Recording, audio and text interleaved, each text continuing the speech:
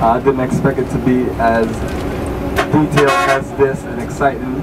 We started doing this around 2007, and all the brothers and sisters that come on the journey have just showed me nothing but love, and I appreciate it. In order to pull this journey off, like Russ Marvin talked about, you have to be able to just be like a mad scientist. Yeah. But it's, and I appreciate the sister saying this is what her and her daughter need, because I felt like this is what I needed when I first came to Africa in 2004, and especially Ghana in 2006. Sometimes you just don't know how the culture you are until you reconnect. And once you reconnect, it just changes your life. So the birthday jam last night was incredible. Yeah. And it's something that we just work on the program to show everyone a certain level of experience. And I know I'm kind of like using my experience in my birthday and things like that to do an itinerary and taking you around all of my friends' places that I've repatriated and things like that. But I feel that this is just ideal to share with my brothers and sisters. I always try to explain to everyone, the journey is based on me saying I'm your brother, and I want to share an incredible experience that I've experienced in Africa for over a decade. And every time we do this, we tweak it, we recruit the best of the people. I mean, Sass, Pepe, Russ Marvin, Righteous, Kwabena, Cobra. It's also our great brothers and sisters.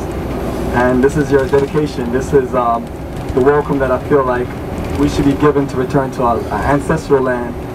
What hurt me the most is that it's like, you know, you want to return and it's like no one has anything set up for you to return. And you know, it's so we just design it, and my inspiration comes 100% from Marcus Garvey.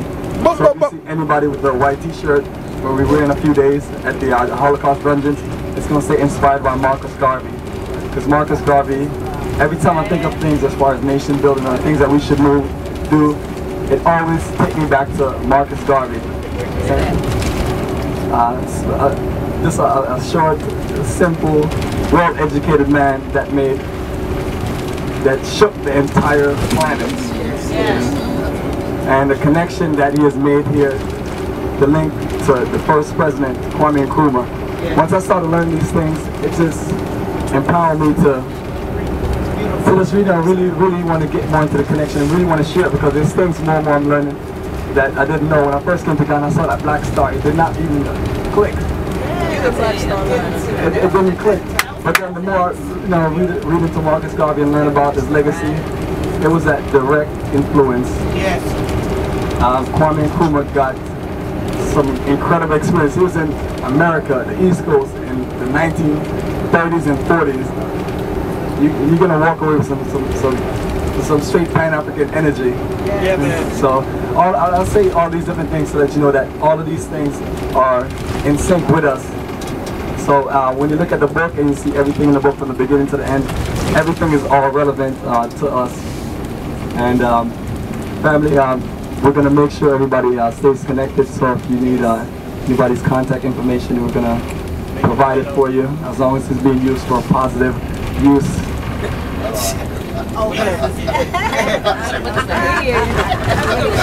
He did a disclaimer.